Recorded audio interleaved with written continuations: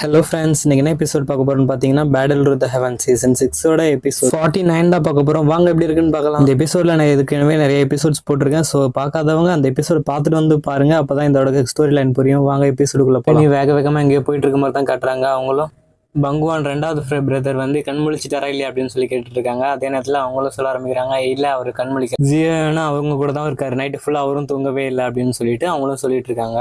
சடனா மேல இருந்து சீக்கிரம் வாங்க அப்படின்னு சொல்லி ஒரு சத்தம் கேட்குது. யாருன்னு பார்த்தா நம்ம ஹீரோ தான் அங்க இருந்து கத்த ஆரம்பிக்கிறான். என்னன்னு பார்த்தா அவர் அப்பதான் கொஞ்சம் கொஞ்சமா கண் முழிக்க ஆரம்பிக்கிறாரு. கண் முழிச்சு அவரும் ஜியோயான் அப்படின்னு சொல்லிட்டு மேலே எந்திரிக்கிறாரு. நம்ம ஹீரோ கொஞ்சம் தூக்கி நம்ம ஹீரோ சொல்ல ஆரம்பிக்கிறான், என்னாச்சு உனக்கு, நீ சீக்கிரமா கண் முழிச்சிருவோம் எனக்கு தெரியும், ஆனா இப்போ என்னாச்சு உனக்கு, எதனால இவ்வளவு தூரத்துக்கு அடிபட்டு இங்க வந்திருக்கு அப்படின்னு சொல்லிட்டு நம்ம ஹீரோ கேட்டுட்டு இருக்கான். ஜியோயான் குடும்பத்தை எல்லாத்தையும் உண்மையான அடிமைகளா மாத்தி அங்க கூலிப்படியா மாத்தி வச்சுட்டு இருந்தாங்க. அது மட்டும் இல்ல, அங்க இருந்து சுத்தி இருந்தவங்க எல்லாருமே வேடிக்கை மட்டும் அமைதியா மட்டும்தான் இருந்தாங்க. எந்த ஒரு ஆக்ஷனும் அதுக்காக எடுக்கல. பென்கேரியன் செக்டு, அது மட்டும் இல்லாமல் ஐஸ் மெஜஸ்டிக் கோல்ட் செக்டு, அந்த செக்டு எல்லாருமே நம்ம இதான் வேடிக்கை தான் பார்த்தாங்க. அது மட்டும் இல்லாமல் அன்னைக்கு நைட்டு அவங்க கூலிப்படை எல்லாமே ஒரு திருவிழா மாதிரி கொண்டாடுற நாளாக இருந்துச்சு. அந்த இதில் அவங்க எல்லாருமே செலிப்ரேட் பண்ணிட்டு இருந்தாங்க. அதே நேரத்தில் அங்கே என்னாச்சுன்னு பார்த்தீங்கன்னா, ஜியோயான் குடும்பம் மட்டும் இல்லாமல் இரும்பு படை குதிரைன்னு சொல்லி ஒரு அது இன்னொரு குழுவும் அங்கே இதாக இருந்துச்சு.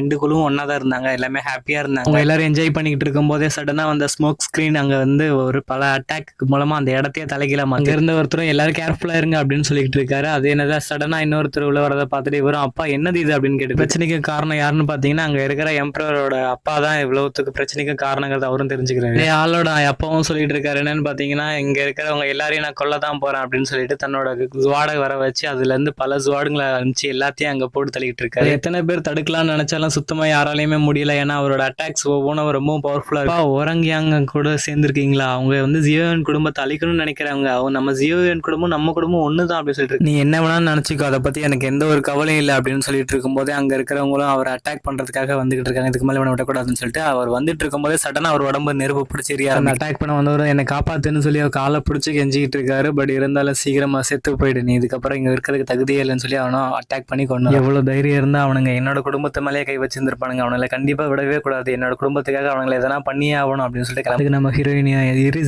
எங்க போற இப்போ அப்படின்னு சொல்லிட்டு கேட்டுட்டு இருக்காங்க. இது என்ன கேள்வி கேட்டுக்கிட்டு இருக்கா, ஜியாமா பேரன்ஸுக்கு திரும்பவும் போயே ஆகணும், அந்த கிங்டத்துக்கு போய் அவங்கள பழி வாங்க வேணாமான்னு சொல்லி கேட்டு என்னோட உயிரே போனாலும் அவங்க எல்லாத்தையும் என்னோட சேர்த்தே அடக்கம் பண்ணணும், அப்படின்னா நான் மொத்த பேர் முடிக்கணும்னு சொல்லிக்கலாம். உடனே பின்னாடி இருக்கணும், அது நில்லு ஜியோயான் அப்படின்னு சொல்லிட்டு கூப்பிட்டு இருக்கான் நம்ம ஹீரோவை. அவனும் சொல்றான், என் உயிரை பணைய வச்சு உன்னை தேடி வந்தேன், அது நீ இப்படி போய் நீ அவங்க கிட்ட சாகிறது தான் பாக்குறதுக்காகவா, கொஞ்சமாவது உன்னோட மூளையை பயன்படுத்து, எதற்காக தப்பு இல்லாம நீ கோவத்தோட முடிவு எடுக்கிற அப்படின்னு சொல்லிட்டு இருக்கும்போது நம்ம ஹீரோவும் கேட்க ஆரம்பிக்கிறான், என்ன சொல்ல வரீங்க, உன்னால யுவான் சானை கொல்ல முடியுமா அப்படின்னு சொல்லிட்டு அவரும் கேட்டுக்கிட்டு இருக்காரு. முதல்ல உன்னோட பழி வாங்குற எண்ணத்தை தூக்கி போடு, அதுதான் உனக்கான ஆபத்தாவே வந்து சேரும், நமக்கு சரியான நேரம் வரும், அப்போதான் நம்ம பழி வாங்கணும் அப்படின்னு சொல்லி அவரும் சொல்லிட்டு இருக்காரு. உடனே நம்ம ஹீரோயின் ஜியோயான், இப்போ நம்ம ஜியோ குடும்பம் வந்து ரொம்ப பெரிய ஆபத்துல தான் மாட்டிக்கிட்டு இருக்கு. இப்போ தனியா போய் உன்னால அந்த செக்டை மொத்தமா அழிச்சிட்டு உன்னால உன்னோட குடும்பத்தை மீட்க முடியும் நீ நினைக்கிறியா ஜியோயான்? சப்போஸ் நீங்க இங்க இருந்து கிளம்புனதுக்கு அப்புறம் உங்களுக்கு எதனா ஆயிடுச்சுன்னா அப்ப ஜியோயான் குடும்பத்தை யாரு காப்பாத்துவா அப்படின்னு சொல்லி நம்ம ஹீரோயின் கேட்டு மட்டும் இல்ல, ஒரங்கியாங் டீமா சேர்ந்தவன் தான் என்னோட கூலிப்படை கூட்டத்தையே மொத்தமா அழிச்சவன் அப்படின்னு சொல்லிட்டு இருக்காங்க. அது மட்டும் இல்லாமல் அவனுங்க கிட்ட ஒரு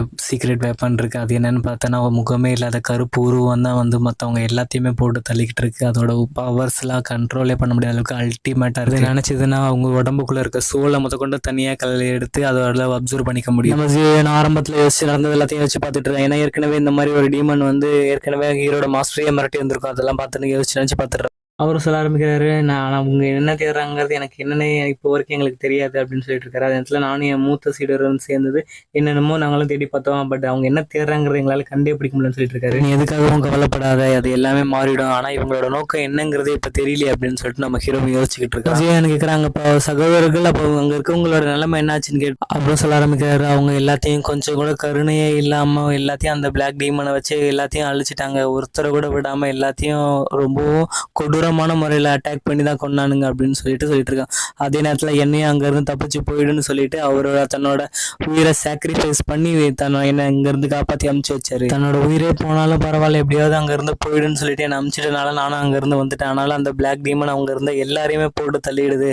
அது மட்டும் இல்லாமல் திடீர்னு அந்த இடத்துல ஒரு ஐஸ் டிராகன் வந்துகிட்டு இருக்கு. அது என்னன்னு பார்த்தீங்கன்னா நம்ம ஐஸ் எம்பரர் தான் அங்கே வந்துட்டு இருக்காரு நம்ம ஹீரோட கிளானுக்கு ஹெல்ப் பண்ணுறதுக்கு. இவங்க எல்லாருமா சேர்ந்து என்னோட ஒரு உயிரை காப்பாற்றுறதுக்காக தான் சொல்லிட்டு இருக்கும்போது அங்கே இருந்தவங்க எல்லாருமே கேட்ட அழுது. அதுக்கு நம்ம செய்யணும்னு சொல்லிட்டு இருக்கோம். இது எல்லாத்தையும் நம்ம எப்பவும் மறந்துடவே கூடாது. கண்டிப்பா அவங்க எல்லாரோட சாக்ரிஃபைஸையும் நம்ம ஞாபகத்தில் வச்சுக்கோங்க. கிளானை சேர்ந்த மெம்பர்ஸ் எல்லாருமே மொத்தமாகவே அழிச்சிட்டாங்க அப்படின்னு சொல்லி அவனும் ஃபீல் பண்ணி அதுக்கு நம்ம செய்யணும் இது எல்லாத்துக்குமே ரத்தத்தால பழி வாங்குறேன் அப்படின்னு சொல்லிட்டு நம்ம ஹீரோவும் சபதம் எடுத்துக்கிறோம். நம்ம ஜியோ செக்டே அந்த கோல்ட் மிஸ்ட்ரிக் செக்ட் சேர்ந்தவங்க எல்லாருமே இவ்வளோ தூரத்துக்கு கடுமைப்படுத்தி பார்ப்பாங்க நான் எதிர்பார்க்கவே இல்லைன்னு சொல்லி அவரும் சொல்லிட்டு ரொம்ப ஃபீல் பண்ணி எழுதிட்டு அந்த பொண்ணு அங்கே இருக்க பொண்ணு அப்போ அங்கே நடந்த பொருளில் என்னோட அப்பால இருந்து எல்லாரும் என்ன ஆனாங்க அப்படின்னு சொல்லி கேட்டுட்டு இருக்கும்போது அவரும் சொல்ல ஆரம்பிக்கிறான் எல்லா மாமால இருந்து எல்லாருமே இறந்துட்டாங்கன்னு சொல்லியிருந்தோம். அந்த பொண்ணு ரொம்ப அழ ஆரம்பிச்சிருக்கான். அந்த சீன் எல்லாத்தையும் கட் பண்ணிட்டு வேற ஒரு இடத்துல நம்ம ஹீரோ ஜியோகினர் அப்படின்னு சொல்லி கூப்பிடுறான். ஜியோகினரும் அங்கே வந்துடுறாங்க. வந்ததும் நம்ம ஹீரோ சொல்ல ஆரம்பிக்கிறான்னு எனக்கு சோல் பேலஸை பற்றி மொத்த இதுவும் எனக்கு தெரியணும். அதே நேரத்தில் உன்னோட குடும்பத்துக்கு சம்மந்தப்பட்டவங்கள இருந்து இந்த சோல் பேலஸில் ஏதாவது இருந்தாங்கன்னா உனக்கு உடனே தெரிவிப்பு பண்ணி அப்படி சொல்லிட்டு கேட்டால் நம்ம ஜியோகினரோ ஹால் ஆஃப் சோலா அப்படின்னு சொல்லி கேட்டு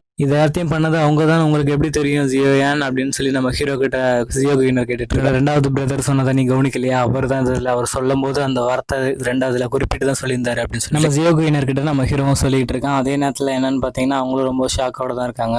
அதுக்கு நம்ம ஜியோகினர் கிட்டத்தட்ட இருக்கலாம் எனக்கும் அதை பற்றி எந்த ஒரு இதுவும் இல்லை அப்படின்னு சொல்லி ஜியோகினரை சொல்லிட்டு இருக்காங்க. ஹாலை பொறுத்த வரைக்கும் நீ நினைக்கிற மாதிரிலாம் எதுவுமே கிடையாது. ஆனால் அவங்க ஒருத்தருக்கு ஒருத்தர் பிரிக்கவே முடியாத அளவுக்கு ரொம்ப பவர்ஃபுல்லானவங்கன்னு சொல்லி நம்ம ஜியோகினர் சொல்லிட்டு இருக்காங்க. அது மட்டும் இல்லாமல் அவங்க ஒற்றுமதை அவங்க பலமாவே நினைக்கிறாங்க அப்படின்னு சொல்லி ஜியோகினரும் சொல்லிட்டு இருக்காங்க. நம்ம ஹீரோவும் அது எல்லாத்தையும் கேட்டுட்டு இருக்காங்க. அது மட்டும் இல்லாமல் சோல் பேலஸை சேர்ந்தவங்களுக்கு எல்லாத்துக்குமே இங்கே இருக்கிற எல்லா செக்டுமே அவங்களுக்கு கீழே தான் இருக்கு அப்படின்னு சொல்லி நம்ம ஹீரோ செம்ம டென்ஷன் ஆகிறான்.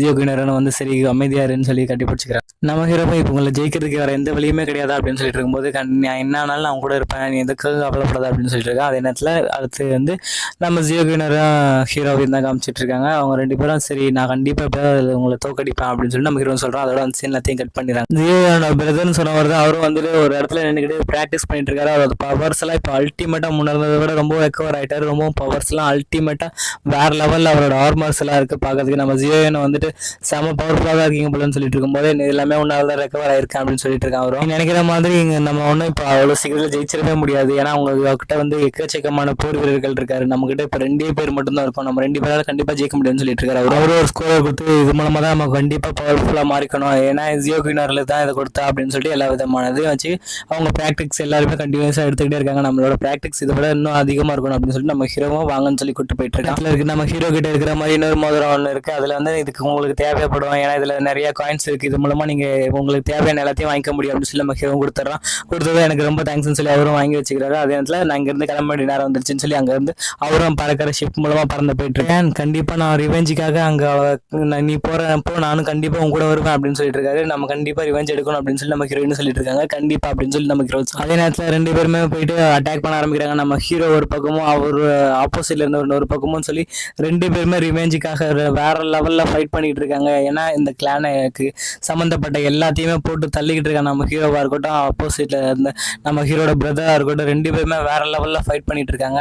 ஃபைட்டுக்கு முன்னாடி வேற எவனாலே நிக்கவே முடியல. மொத்த பேரையும் போட்டு தள்ளிக்கிட்டு இருக்காங்க. அதே நேரத்தில் அடுத்து எவன்டா வரப்போறது அப்படிங்கிறதோட இந்த எபிசோடு முடியுது கைஸ். நெக்ஸ்ட் எபிசோட் நாளைக்கு பார்த்துக்கலாம். வீடியோ பிடிச்சிருந்தா லைக் ஷேர் அண்ட் சப்ஸ்கிரைப் மறக்காம பண்ணிடுங்க கைஸ். Bye guys.